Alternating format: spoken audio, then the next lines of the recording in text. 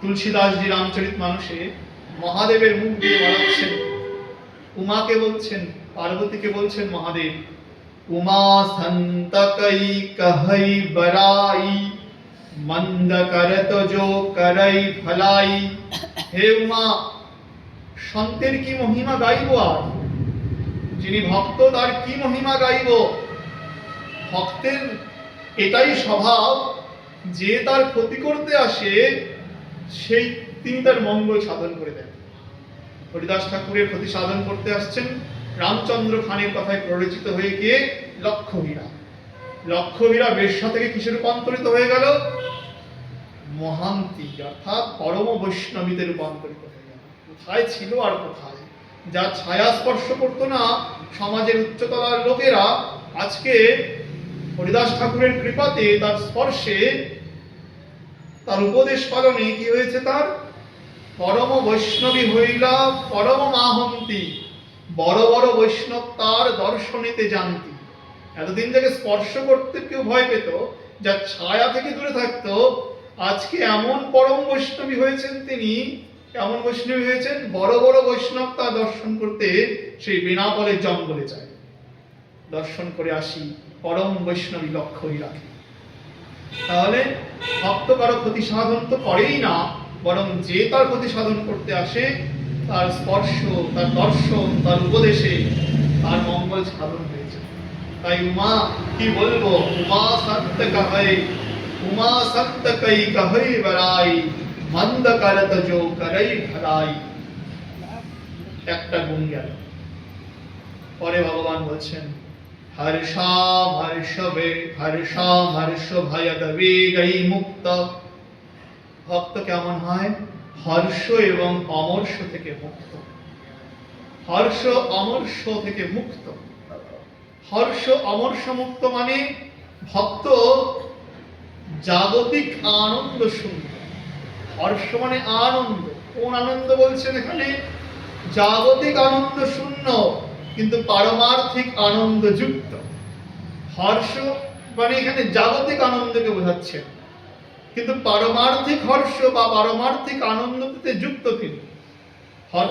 ওই সন্ত বা মহাপুরুষ ওই নিরানন্দ যুক্ত না, মহাপুরুষের হৃদয়ে আনন্দে পরিপূর্ণ। কোন আনন্দ? দিব্যাতি দিব্যানন্দ। ভগবান বলছেন হর্ষ থেকে মুক্ত। কোন হর্ষ? না, জাগতিক আনন্দ থেকে মুক্ত। জাগতিক কোন বস্তু তাকে আনন্দ দিতে পারে না, কারণ তিনি দৃঢ়ভাবেই জানেন যে জাগতিক বস্তুগুলি কেমন না, উৎপত্তি এবং বিনাশী। এগুলি ভক্তকে আনন্দ দেয় না, মোটেও দেয় না। কারণ তার কাছে এক অমূল্য সম্পদ আছে। সেটা কি? সেটা হলো ভগবত ভক্তিরূপী সম্পদ। আপনারা তো জানেন, শুনেছেন, আমাদের সনাতন গোস্বামী পাদ সেই জীবন নামক ব্রাহ্মণকে কৃপা করেছিলেন কেমন করে? সনাতন গোস্বামী পাদের চরণে উপস্থিত হয়েছেন জীবন, বর্ধমানের এক ব্রাহ্মণ। সে সম্পত্তি লাভের আশায়, মহাদেব জানিয়ে দিয়েছে তাকে স্বপ্নাদেশে, যাও বৃন্দাবনের সনাতনের কাছে যাও, সেখানে গেলে সম্পত্তি পাবে। মহাদেব যে পারমার্থিক সম্পত্তির কথা সংকেত করেছেন, জীবন সেটা বুঝতে পারেন না। জীবন ভাবছে আমি দরিদ্র, মহাদেবের কাছে হত্যা দিয়েছি, মহাদেব বলেছে যাও সম্পত্তি পাবে বৃন্দাবনে সনাতন গোস্বামী পাদের কাছে গেলে। তাই জীবন যমুনা নদী পার করে বৃন্দাবনে গিয়েছে। কোথায়? সনাতন গোস্বামীর চরণ। গিয়ে বলছে, ঠাকুর আপনার কাছে নাকি সম্পদ আছে। সনাতন গোস্বামী বলে, ছিল সম্পদ আমার কাছে। আগে যখন হুসেন শাহের অধীনে থাকতাম তখন অনেক সম্পদ ছিল, কিন্তু ওগুলি তো সব আমি গৌড়েই ছেড়ে এসেছি। এখন তো আর কোনো সম্পদ নেই আমার কাছে। কিন্তু মহাদেব যে বললেন সম্পদ আছে। গোস্বামীপাদ ভাবলেন, মহাদেব যখন বলেছে তখন তো কিছু আছে, কিন্তু আমার তো মনে হয় না কোনো সম্পদ আমার কাছে আছে। চিন্তা করে দেখলেন কি সম্পদ আছে। যাও জীবন, ওই যে যমুনার তটে দেখো একটু উঁচু জায়গার মধ্যে, ওখানে একদিন একখানা পরশমণি গেঁথে রাখছিলাম। আমি তো পরশমণিকে স্পর্শ করি না, বিষয়কে আমি স্পর্শ করি নাই, তাই পায়ের বুড়ো আঙ্গুল দিয়ে স্পর্শমণিকে ওখানে গেঁথে রাখছিলাম। স্পর্শমণি মানে আপনারা বুঝতে পারছেন না কি সম্পদ। সেটা স্পর্শ করলে লোহা সোনা হতে পারে, যত লোহাকে স্পর্শ করাবেন সব সোনা হয়ে যাবে। সনাতন গোস্বামী পায়ের বুড়ো আঙ্গুল দিয়ে স্পর্শমণিকে যমুনার বালিতে গেঁথে রাখছেন। জীবন আনন্দে মাটি খুঁড়ে দেখে সত্যিই তো এক স্পর্শমণি। জীবন প্রণাম করে চলে যাচ্ছেন গৃহের উদ্দেশ্যে। যাওয়ার সময় নৌকায় উঠবেন, চিন্তা করলেন যার কাছে এমন স্পর্শমণি থাকে এবং সেই স্পর্শমণিকে যে তুচ্ছ তাচ্ছিল্য করে, তার কাছে নিশ্চয়ই আরো বড় সম্পদ আছে যা আমাকে দিচ্ছে না। তাই সনাতন গোস্বামীপাদের চরণে গিয়ে আবার পড়েছে, কি হলো তুমি আবার ফিরে আসছো কেন? বলে প্রভু, নিশ্চয়ই আপনার কাছে আরো বড় সম্পদ আছে যা আপনি কি করছেন না, আমাকে দিচ্ছেন না। মণিকেও আপনি মণি মানছেন না, স্পর্শমণি আপনার কাছে তুচ্ছ, তার থেকেও বড় ধন আপনার কাছে আছে, সেই ধন আমাকে দিন। হ্যাঁ জীবন, আমার কাছে এর থেকেও বড় সম্পদ আছে। কি আছে? কৃষ্ণ ভক্তি রূপী সম্পদ, যা কৃষ্ণ নামের মধ্যে নিহিত থাকে। সেই নাম তুমি গ্রহণ করবে, যেই নাম গ্রহণ করলে কৃষ্ণ ভক্তি হবে, এবং সেই কৃষ্ণ ভক্তিতে কি হবে? তোমার মণিকেও মণি বলে বোধ হবে না, অর্থাৎ জাগতিক সম্পত্তি তোমার কাছে তুচ্ছ অতি তুচ্ছ হয়ে যাবে। ভগবান বললেন হর্ষামর্ষ ভয়। ভক্ত কেমন হয় না, জাগতিক আনন্দ শূন্য। আনন্দ শূন্য মানে জাগতিক বস্তুর প্রতি তার কোনো স্পৃহা নেই বলে জাগতিক আনন্দ শূন্য। কিন্তু তার মধ্যে যে আনন্দ নাই তা কিন্তু না, তার মধ্যে পারমার্থিক দিব্য আনন্দ আছে। যেমন জাগতিক আনন্দটা কেমন, ভক্তের কাছে মুড়ির মতো, শুকনো মুড়ি। শুকনো মুড়ি রাখলে পরে যেমন পিঁপড়া ধরে যখন, তখন দেখা যায় পাশে যদি রসগোল্লা থাকে, সেই রসগোল্লার প্রতি পিঁপড়াটা ধাবিত হয়, শুকনো মুড়িটাকে ফেলে রাখে। জাগতিক লোক জাগতিক আনন্দে ব্যস্ত, অর্থাৎ শুকনো মুড়ি চাবাতেই ব্যস্ত। রসগোল্লার সন্ধান এখনো তারা পাচ্ছে না, যেটা সনাতন গোস্বামী পাদের কাছে আছে, সেই রসগোল্লা যা জীবনকে তিনি দিয়েছিলেন। তাহলে ভক্ত জাগতিক আনন্দ শূন্য কিন্তু পারমার্থিক আনন্দ যুক্ত। তাই ভগবান বললেন হর্ষ শূন্য, অর্থাৎ জাগতিক আনন্দ শূন্য। অমর্ষ, ভক্ত অমর্ষ থেকেও মুক্ত। অমর্ষ মানে কি? অমর্ষ কাকে বলে? খুব ভয়ঙ্কর একটা দোষ, ভালো করে শুনবেন। অমর্ষ একখানা ভয়ঙ্কর দোষ। অমর্ষ মানে হলো অন্যের উন্নতি সাধনে আমার হৃদয়ে জ্বালা হয়, যাকে শাস্ত্রীয় ভাষায় বলা হয় মাৎসর্য বা পরশ্রী কাতরতা। অন্যের সম্পদ দেখলে, অন্যের উন্নতি দেখলে আমার মন ভালো থাকে, আমি সহ্য করতে পারি না। এটাকে বলছে পরশ্রী কাতরতা, বা শাস্ত্রীয় ভাষায় বলছে অমর্ষ বা মাৎসর্য। মাৎসর্য এমন এক দোষ যাকে কোনো রকম ভাবে দূর করা যায় না।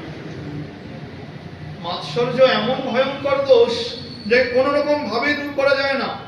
আমাদের নরোত্তম দাস ঠাকুর মহাশয় তার প্রেম ভক্তি চন্দ্রিকার একখানা পদে বলছেন যে কাম ক্রোধ লোভ মোহ এদেরকে দূর করা যায়, কিন্তু মাৎসর্যকে দূর করা যায় না। কি বলছেন তিনি? নরোত্তম দাস ঠাকুর মহাশয় বলছেন, দেখো, কৃষ্ণ সেবা কামার্পণে ক্রোধ ভক্ত দেশী জনে, লোভ সাধু সঙ্গে হরি কথা, মোহ ইষ্ট লাভ বিনে, মদ কৃষ্ণ গুণগানে, নিযুক্ত করিব যথা তথা। মানুষের মধ্যে কাম ক্রোধ লোভ থাকবেই, জন্ম থেকেই থাকবে, কারণ এটা প্রকৃতির দান। প্রকৃতিতে জন্মালে কাম ক্রোধ লোভ মোহ থাকতেই হবে। কিন্তু কাম ক্রোধ লোভ নিয়ে তো আর ভগবত ভজন করা যাবে না। তাহলে এগুলোকে কিভাবে ছাড়বো? বললে এগুলোকে ছাড়া যাবে না যতদিন দেহ আছে ভগবত প্রাপ্তি না হওয়া পর্যন্ত এগুলি থাকবে, কিন্তু এগুলি নিয়েও আবার ভজন করা যাবে না, কি মুশকিল। তাহলে এগুলিকে মোড়টাকে ঘুরিয়ে দাও, মুখটাকে ঘুরিয়ে দাও। কাম ক্রোধ লোভ থাকুক, কিন্তু এদের মুখটাকে ঘুরিয়ে দাও। নরোত্তম দাস ঠাকুর মহাশয় বললেন কৃষ্ণ সেবা কামার পর, যে কাম নিজের সেবাতে লাগাতে, এবার সেই কামটাকে, সেই কামনাকে ভগবত সেবায়, ভগবত সেবা উন্মুখ করে দাও। ব্যাস, মুখ ঘুরে গেল। ক্রোধ ভক্ত দেশি জনে, যে ক্রোধ তোমার সংসারে হতো সেই ক্রোধটাকে ভক্ত দেশি জনে লাগাও, অর্থাৎ ভক্তি এবং ভক্ত বিদ্বেষী জনের প্রতি ক্রোধ করো, ওই ক্রোধ লাভ হবে। আর লোভ সাধু সঙ্গে হরি কথা, যে লোভ তোমার খাওয়ার প্রতি ছিল, অন্যের গয়নার প্রতি ছিল, অন্যের বাড়ি দেখলে যে লোভ হইতো, সেই লোভটাকে এবার সাধু সঙ্গে হরি কথায় যুক্ত করো। আমি হরি কথা শুনবো, এই ঠান্ডার মধ্যে আপনাদের লোভ আছে বলে আসছেন, লোভ আছে বলেই আসছেন, হরি কথা শোনার লোভ, নাহলে এখানে এমন তেমন কিছু প্রসাদ দেওয়া হয় না। হরি কথা শোনার লোভ আছে বলেই আসছি, সেই লোভে আমরা আসি। তাহলে লোভ কোথায় নিযুক্ত করব? লোভ নিযুক্ত করব হরি কথা শ্রবণে। মোহ ইষ্ট লাভবিনে আমাকে ভগবত প্রাপ্ত হতেই হবে, হতেই হবে, এটাই মোহ থাকা উচিত আমার জীবনে। মদ কৃষ্ণ গুণগানে, কৃষ্ণ গুণগানে আমার মত্ততা থাকা উচিত, নিযুক্ত করিব যথা তথা। কিন্তু মাৎসর্য কই গেল? ছয়খানা শত্রু আমাদের মধ্যে আছে, কাম ক্রোধ লোভ মোহ মদ মাৎসর্য। নরোত্তম দাস ঠাকুর মহাশয় 5 জনকেই ভগবত সেবায় লাগিয়ে দিলেন, যে তোমাকে ক্ষতি করতে পারবে না, এদেরকে কৃষ্ণ সেবায় লাগিয়ে দাও। মাৎসর্যের নাম বললেন না কেন? বললেনই না মাৎসর্যের নাম। পরস্ত্রী কাতরতা কোথায় গেল? ওকে কৃষ্ণ সেবায় লাগানো যায় না? বললেন না, এটা এমন বস্তু, একে পিশাচই বলা হয়েছে। পিশাচ কোনোদিন ভগবত সেবা করতে পারে নাকি? অপবিত্র। তাহলে পিশাচ যারা, পিশাচ যে বস্তু, অপবিত্র যে বস্তু, সে ভগবত সেবা করতে পারে না। কাম ক্রোধ লোভ মোহ খারাপ, কিন্তু তবুও তারা ভগবত সেবায় নিযুক্ত হতে পারে, মাৎসর্য করে না। আমাদের ভগবান বেদব্যাস ভাগবতের একদম প্রথমে, প্রথম স্কন্ধের একদম 2য় শ্লোকে কি বলছেন? শোনো, এই ভাগবত যাত্রার গ্রন্থ না, এই ভাগবত পরমহংস নির্মৎসর শূন্য ব্যক্তিদের গ্রন্থ, মানে মাৎসর্য শূন্য ব্যক্তিদের গ্রন্থ। যারা জগতে নির্মৎসর তাদের জন্য ভাগবত, ভাগবত সবার গ্রন্থ না। কি সুন্দর বলছেন, নির্মৎসনাম সতাম, এই ভাগবত নির্মৎসর ব্যক্তিদের জন্য, যাদের হৃদয় অন্যের ভালো দেখলে জ্বলে না, তাদের জন্য ভাগবত। আমাদের মধ্যে ভক্তি জগতেও এইরকম ভাবনা আছে, যা কিন্তু পতনের কারণ, উন্নতি তো হবেই না, পতনের কারণ। ভাগবত স্বামী এক জায়গায় লিখেছেন তার উপদেশ শতকে, গয়ায় মরিয়া ভূত হইও না। গয়াতে মরলে কেউ ভূত হয়? গয়াতে মরলে তো সেই আত্মার মুক্তি হয়, তা জানা যায়। গয়াতে তো সবাই কি করতে যায়? আত্মার মুক্তির জন্য পিণ্ড দান করতে চায়। আর ভাগবত স্বামী বলছেন গয়ায় মরিয়া ভূত হইও না, মানে ভক্তি জগতে আসছো, ভক্তি যাচন করো, তুমি সদ্গুরুদেবের চরণাশ্রয় করে মন্দিরে আসছো, হরিকথা শুনছো, ভক্ত সঙ্গে মিলিত হচ্ছ, আর ভক্তের উৎকর্ষ দেখে তুমি জ্বলছো। ওর মধ্যে কত ভক্তি, ওর মধ্যে কত জ্ঞান, আমি জ্বলছি, আমার হৃদয় জ্বলছে, আমার মধ্যে নেই, আমি জ্বলছি। ও ভক্তিতে উন্নত, আমাকে নিচু থাকা উচিত তার কাছে, তার চরণে প্রণাম করা উচিত, যে তুমিও আমাকে একটু ভক্তি প্রদান করো, কিভাবে ভক্তি হয়েছে বলো। তা না, আমরা ভাবি 2 দিনের বৈরাগী 2 দিন ধরে আসছে মন্দিরে, আমি 20 বছর ধরে আসি, আমি 20 বছর ধরে মন্দিরে আসি, আর উনি 2 দিন ধরে মন্দিরে এসে ভক্তি হয়ে গেছে। এই ভাবনাকে বলে মাৎসর্য। ভাগবত স্বামী খুব দৃঢ়ভাবে বলছেন, মাৎসর্য পিশাচি থাকলে পরে হৃদয়ে ভক্তি হবে না। ভাগবত যে গ্রন্থ, তা হল নির্মৎসর্জনের গ্রন্থ।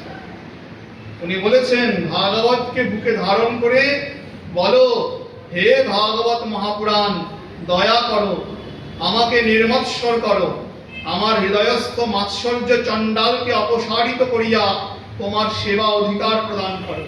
প্রতিদিন ভাগবতের কাছে প্রার্থনা করো, কারণ কাম ক্রোধ লোভ তো ভগবত চরণে দিলে পরেই নষ্ট হবে। মাৎসর্যকে একমাত্র ভগবান বিনষ্ট করতে পারে। অন্যের উন্নতি দেখে যখন আমরা জ্বলি, তাকে বলছে মাৎসর্য।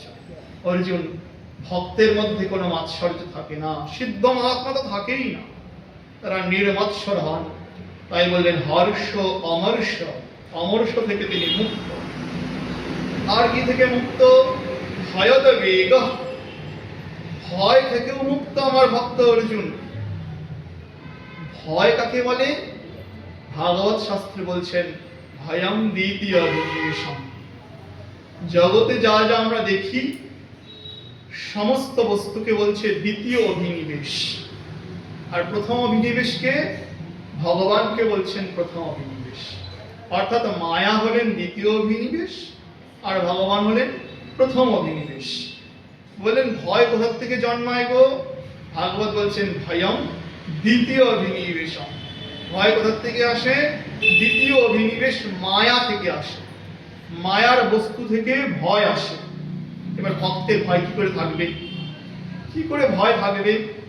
কারণ তিনি সমস্ত কিছু ভগবত চরণে অর্পণ করেছেন, সমস্ত কিছু ভগবত চরণে অর্পণ করেছেন। কালকে দেখছিলাম একটা বনভূমির মধ্যে বানরটাকে সিংহ তাড়া করেছে, আর বানরটা কার পিঠে গিয়ে উঠেছে? হাতির পিঠে গিয়ে উঠে পড়েছে। আর হাতি সিংহটাকে গর্জন করে তাড়িয়ে দিচ্ছে। তার মানে কি করেছে বানর? কি করেছে? বানর খুব সাহসের সঙ্গে, খুব বুদ্ধিমানের সঙ্গে বলবানকে আশ্রয় করেছে। বলবানকে যখন আশ্রয় করেছে, তখন হাতির অপেক্ষা দুর্বল ওই সিংহ তার গর্জনে ভয়ে, তার হুঙ্কারে ভয়ে পালিয়ে যাচ্ছে, আর বানর তার পিঠে গিয়ে বসে আছে। তাহলে আমরা দুর্বল। কার কাছে দুর্বল? দ্বিতীয় অভিনিবেশের কাছে দুর্বল, মায়ার কাছে দুর্বল। তাই ভয় পাই সব সময়। মৃত্যু ভয় থেকে শুরু করে আদি অনেক ভয় আমাদের মধ্যে আছে। সব সময় ভয় আর ভয়, সব সময় ভয়। কেন ভয় পাই? একটাই কারণ, বলবানকে আমরা আশ্রয় করিনি এখনো। দীক্ষা নিয়েছি, তুলসীর মালা পড়েছি, কিন্তু বলবানকে আশ্রয় করতে পারিনি। আশ্রয় নেওয়াটা ভাই অন্য ব্যাপার। প্রভুপাদ বলতেন দীক্ষা নিলেই তো আর ভগবান পাওয়া যায় না। দীক্ষা নিলে ভগবান পাওয়া যায় নাকি?